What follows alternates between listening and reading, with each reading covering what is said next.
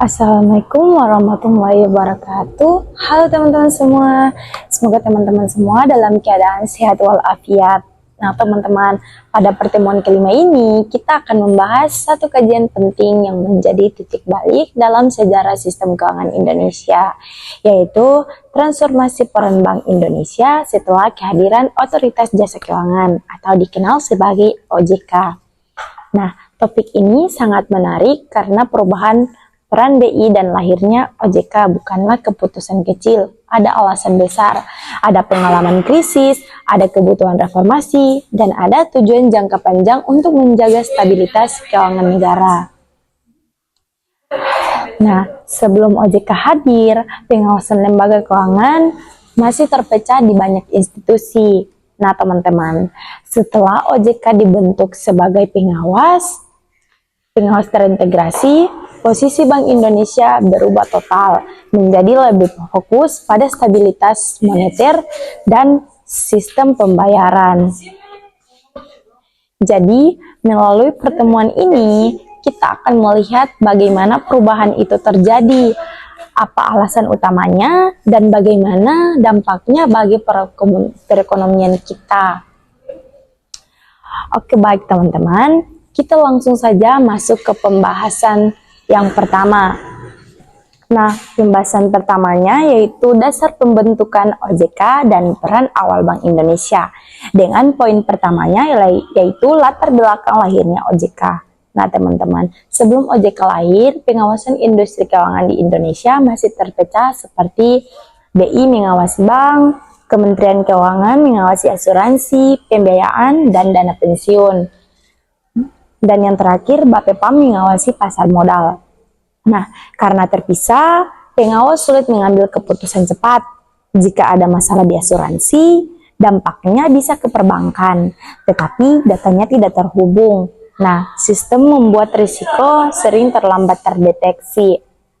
Krisis 1997 sampai 1998 menjadi bukti bahwa pengawasan yang terpecah membuat kita tidak siap menghadapi tekanan besar. Nah, teman-teman, dari krisis itulah muncul gagasan bahwa Indonesia membutuhkan lembaga pengawas yang lebih kuat, independen, dan terintegrasi. Akhirnya, lahirnya Undang-Undang Nomor 21 Tahun 2011 tentang OJK. Nah, poin kedua yaitu peran Bank Indonesia sebelum OJK. Nah, teman-teman, sebelum OJK mengambil alih pengawasan, Bank Indonesia punya tugas besar. Yang pertama, menjalankan kebijakan moneter, menjaga inflasi, suku bunga, dan stabilitas rupiah. Yang kedua, mengawasi perbankan, mulai dari perizinan bank, menjaga kesehatan, sampai bank bermasalah. Dan yang terakhir, mengelola sistem pembayaran termasuk distribusi uang rupiah dan sistem pembayaran digital. Nah, tiga tugas besar ini lama-lama membuat BI terlalu sibuk. Padahal, fungsi utamanya adalah menjaga stabilitas moneter. Karena itulah, sebagian tugas BI akhirnya dialihkan ke lembaga baru, yaitu OJK. Kita lanjut ke pembahasan kedua, yaitu transformasi peran Bank Indonesia setelah OJK. Nah, poin pertamanya yaitu fokus baru Bank Indonesia. Nah, teman-teman, setelah OJK resmi beroperasi, BI tidak lagi mengawasi bank secara langsung. BI kini fokus pada 4 bidang besar.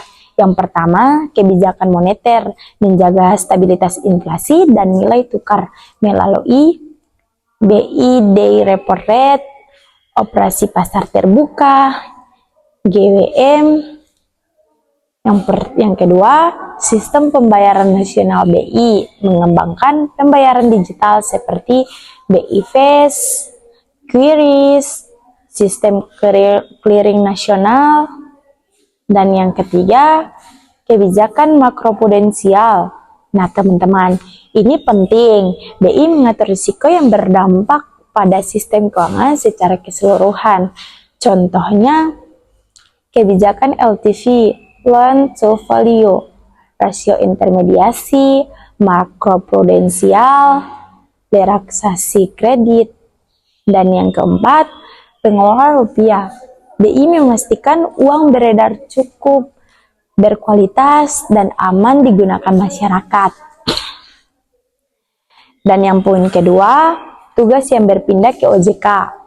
Nah teman-teman, seluruh pengawasan mikroprudensial kini menjadi tanggung jawab OJK. Artinya, OJK mengawasi lembaga keuangan satu persatu sampai ke level internalnya. Yang berpindah dari BI ke OJK adalah yang pertama, ada pengawasan kesehatan bank seperti permodalan, risiko kredit, kualitas aset, GCG bank, dan NPL. Dan yang kedua, perizinan lembaga keuangan. OJK kini berwenang mengeluarkan izin bank baru, perusahaan pembiayaan vintage, asuransi. Dan yang ketiga, perlindungan konsumen. OJK menangani pengaduan masyarakat dan penyelesaian sengketa keuangan. Dan poin ketiga, ada hubungan baru BI dan OJK. Nah teman-teman, walaupun tugasnya dipisah, BI dan OJK tetap saling berhubung karena sistem keuangan itu satu kesatuan. Ada 3 bentuk kerjasama. Yang pertama, KSSK atau Komite Stabilitas Sistem Keuangan.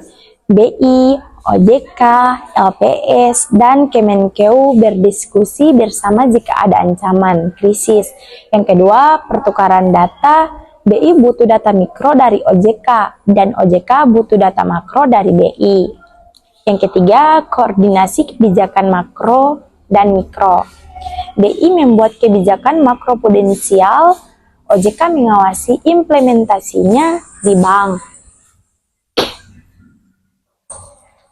Dan poin keempat, dampak positif transformasi.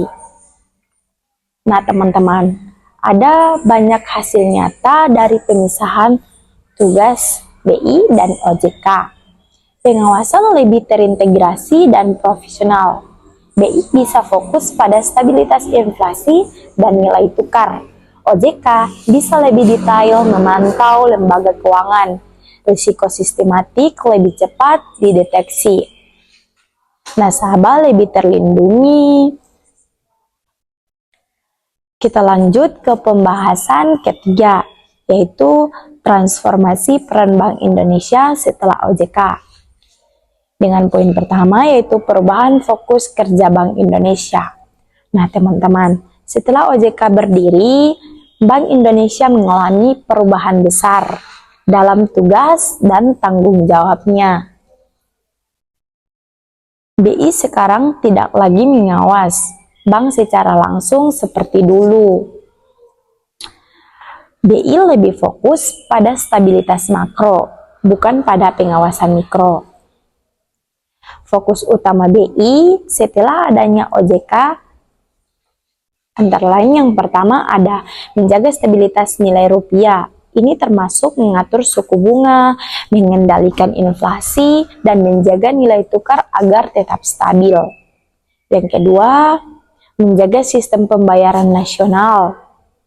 Nah teman-teman, BI bertanggung jawab memastikan transaksi keuangan berjalan lancar melalui BI Fast, QRIS, clearing nasional, pengedaran uang rupiah.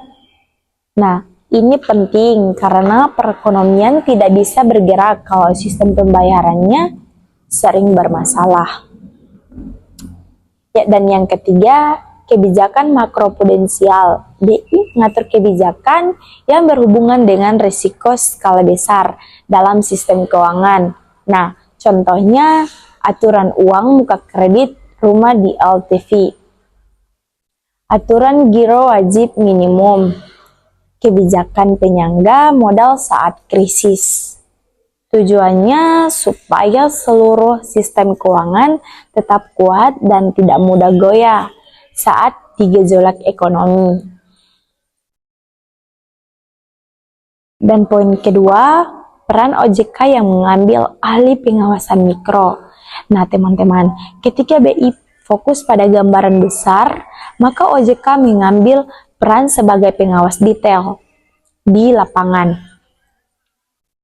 OJK mengurus hal-hal seperti pengawasan kesehatan bank. OJK mengecek laporan bank satu persatu, melihat risikonya, memeriksa kualitas kreditnya, modalnya, manajemennya, hingga tata kelolanya. Yang kedua, memberikan izin usaha. Semua izin lembaga keuangan kini dikeluarkan OJK, mulai dari bank, asuransi, multifinance, sampai vintage. Yang ketiga, mengawasi lembaga non-bank dan vintage. Ini mencakup pasar modal, dana pensiun, koperasi finansial tertentu, dan berbagai inovasi digital. Dan yang keempat, perlindungan konsumen. Nah, teman-teman, OJK juga bertugas menerima pengaduan, menindak penipuan keuangan, sampai membubarkan investasi ilegal. Poin ketiga yaitu pola kerja baru. BI dan OJK harus selalu berkoordinasi. Nah teman-teman, walaupun tugasnya berbeda, BI dan OJK tidak bisa berjalan sendiri-sendiri. Mereka harus terhubung karena masalah di satu lembaga bisa mempengaruhi stabilitas nasional. Koordinasi mereka terlihat dalam yang pertama, Forum KSSK atau Komite Stabilitas Sistem Keuangan. BI, OJK, Kemenkeu, dan LPS duduk bersama untuk menghadapi ancaman krisis. Ini penting agar keputusan cepat bisa diambil jika ada masalah besar. Yang kedua, pertukaran data. Nah, OJK punya data mikro dari bank dan lembaga keuangan. BI punya data makro seperti inflasi, nilai tukar, dan uang beredar. Keduanya harus saling berbagi supaya kebijakan tepat sasaran. Dan yang ketiga, sinkronisasi kebijakan makro dan mikro. Nah, BI buat aturan makroprudensial, OJK yang mengimplementasikannya ke bank. Contohnya, yaitu BI membuat kebijakan pelonggaran kredit, OJK mengawasi pelaksanaannya di bank-bank. Dan poin keempat, ada dampak besar dari transformasi ini. Nah teman-teman, setelah peran BI dan OJK dipisahkan, ada dampak positif. Stabilitas moneter, lebih terjaga sektor keuangan, lebih terawasi bank, lebih sehat secara struktural. Konsumen lebih terlindungi, negara lebih siap menghadapi krisis. Transformasi ini membuat sistem keuangan Indonesia menjadi lebih modern, lebih transparan, dan lebih kuat. Terlupa. Nah teman-teman, kita lanjut ke pembahasan keempat, yaitu dampak transformasi peran Bank Indonesia terhadap perekonomian nasional. Dengan poin pertama yaitu stabilitas moneter yang lebih kuat. Nah teman-teman, dampak pertama yang paling nyata dari pemisahan peran BI dan OJK adalah meningkatnya stabilitas moneter Indonesia. Karena BI bisa lebih fokus mengendalikan inflasi, mengatur suku bunga, dan menjaga nilai rupiah. Maka arah kebijakan moneter menjadi lebih konsisten dan tidak terganggu oleh urusan pengawas mikro. BI kini dapat merespon gejolak global lebih cepat, mengendalikan likuiditas pasar dengan lebih tepat, menjaga inflasi agar tetap berada pada target pemerintah. Dengan fokus penuh ini, ekonomi Indonesia menjadi lebih tahan terhadap krisis dan tekanan eksternal seperti gejolak harga minyak, ketidakpastian global, atau pengetatan likuiditas internasional. Dan poin kedua ada sistem keuangan lebih aman dan terkendali. Nah teman-teman, ketika OJK mengambil alih pengawasan mikroprudensial, sistem keuangan Indonesia menjadi jauh lebih terawasi secara detail. Bank-bank tidak hanya dipantau dari sisi besarannya saja, tetapi juga diperiksa dari sisi kualitas aset, kecukupan modal, manajemen risiko, kepatuhan regulasi, pengawasan mikro yang komprehensif. Ini membantu mencegah bank bangkrut, kredit bermasalah yang melonjak, dan kecurangan internal perbankan. Nah, kombinasi BI dan OJK akhirnya menciptakan sistem yang lebih aman karena BI menjaga risikonya di tingkat makro dan OJK mengawasi lembaga keuangan satu persatu. Dan poin ketiga ada meningkatnya kepercayaan publik terhadap lembaga keuangan. Nah teman-teman, setelah OJK hadir sebagai pengawas, terintegrasi, masyarakat mulai merasa lebih aman dalam menggunakan layanan keuangan. Nah, ada beberapa dampak langsung. Pengaduan lebih mudah melalui layanan OJK. Pelaporan investasi bodong lebih cepat ditangani. Satgas investasi ilegal mencegah kerugian masyarakat. Edukasi literasi keuangan semakin masif. Kepercayaan publik adalah faktor kunci dalam pertumbuhan perbankan dan pasar keuangan di Indonesia. Tingkat kepercayaan ini meningkat karena masyarakat melihat ada lembaga yang khusus melindungi mereka. Dan poin keempat yaitu sistem pembayaran nasional lebih modern dan efisien. Nah teman-teman, karena BI fokus pada sistem pembayaran, transformasi digital berkembang pesat. Hasilnya munculnya QRIS sebagai standar pembayaran nasional, lainnya BI Fast yang membuat transfer jadi cepat dan murah, meningkatnya volume transaksi digital, dan berkembangnya ekosistem ekonomi digital. Nah, Indonesia bahkan menjadi salah satu negara dengan pertumbuhan pembayaran digital tercepat di Asia. Dan poin yang kelima, ada dukungan terhadap pertumbuhan ekonomi jangka panjang. Nah teman-teman, stabilitas moneter dan pengawasan keuangan yang kuat memberikan dampak jangka panjang bagi pertumbuhan ekonomi. Dengan kondisi yang stabil, investasi meningkat, UMKM lebih mudah mendapat kredit, perbankan lebih sehat, keuangan negara lebih siap menghadapi krisis. Kombinasi BI yang fokus stabilitas dan OJK yang fokus pengawasan membuat ekonomi Indonesia memiliki fondasi lebih kokoh. Nah, teman-teman, kita langsung saja lanjut ke pembahasan kelima, yaitu tantangan dan permasalahan pasca pemisahan peran.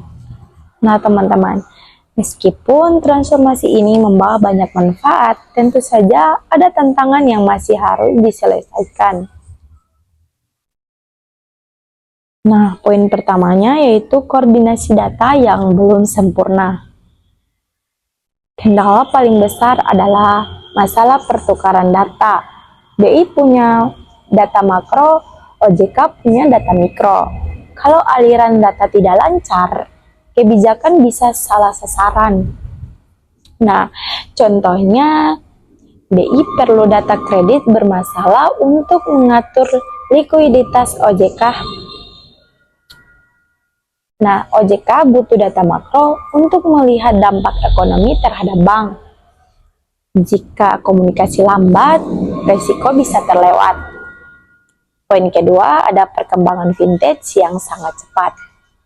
Nah, teman-teman, perkembangan vintage berjalan jauh lebih cepat dibanding penyusunan regulasi. Sektor ini menimbulkan risiko baru, seperti pinjaman ilegal, penyalahgunaan data pribadi, kerugian masyarakat, dan kejahatan digital. Nah, BI mengawasi aspek sistem pembayaran, sedangkan OJK mengawasi lembaganya. Terkadang, inovasi vintage bergerak lebih cepat daripada koordinasi regulasi. Poin ketiga ada ancaman risiko sistematik lintas sektor. Nah, ini terjadi ketika masalah di satu sektor keuangan berdampak pada sektor lain. Misalnya, masalah di perusahaan asuransi besar mengguncang pasar modal. Nah, masalah di pasar modal memengaruhi perbankan. Ketika ini terjadi, BI, OJK, LPS, mereka harus bergerak cepat secara serempak. Namun, koordinasi lintas lembaga masih perlu diperkuat. Poin keempat, yaitu ketergantungan pada teknologi digital. Jadi, digitalisasi membawa kemudahan, tapi juga risiko baru, serangan siber, pencurian data, fraud digital, dan penipuan online. Maka baik BI maupun OJK harus memperkuat pengawasan digital secara berkelanjutan. Lanjut ke pembahasan ke-6, yaitu manfaat transformasi bagi industri perbankan dan masyarakat. Nah, teman-teman, perubahan ini juga membawa manfaat langsung yang dirasakan perbankan dan masyarakat. Poin pertama yaitu bank lebih fokus pada bisnis dan pelayanan. Karena pengawasan sudah terstruktur baik, bank dapat fokus pada peningkatan layanan, inovasi produk, digitalisasi sistem. BI dan OJK memberikan regulasi yang jelas sehingga bank bisa menjalankan usahanya lebih efisien. Poin kedua ada masyarakat lebih terlindungi. Nah, OJK menyediakan layanan pengaduan, literasi keuangan, satgas investasi ilegal, dan sosialisasi perlindungan konsumen. Masyarakat tidak lagi sendirian saat menghadapi masalah keuangan. Poin ketiga yaitu pasar keuangan lebih kompetitif. Nah, teman-teman, dengan regulasi yang rapi, muncul bank digital, vintage modern, inovasi pembayaran, dan diversifikasi produk investasi. Nah, ini membuat sektor keuangan lebih dinamis dan inklusif. Baik teman-teman, kita lanjut ke kesimpulan. Nah teman-teman, dari seluruh pembahasan kita bisa simpulkan bahwa pemisahan peran antara Bank Indonesia dan OJK adalah reformasi besar yang membawa perubahan mendasar bagi sistem keuangan Indonesia. Intinya, BI fokus pada stabilitas makro dan sistem pembayaran. OJK fokus mengawasi lembaga keuangan secara detail. Keduanya saling melengkapi. Melalui koordinasi berkelanjutan, sistem keuangan Indonesia menjadi lebih kuat, modern, dan stabil. Masyarakat lebih terlindungi dan mendapat kepastian hukum. Industri perbankan mampu tumbuh lebih sehat dan kompetitif. Nah teman-teman, transformasi ini bukan hanya soal perubahan lembaga, tetapi juga fondasi penting bagi masa depan ekonomi Indonesia. Baik teman-teman, itu saja yang dapat saya sampaikan. Wassalamualaikum warahmatullahi wabarakatuh.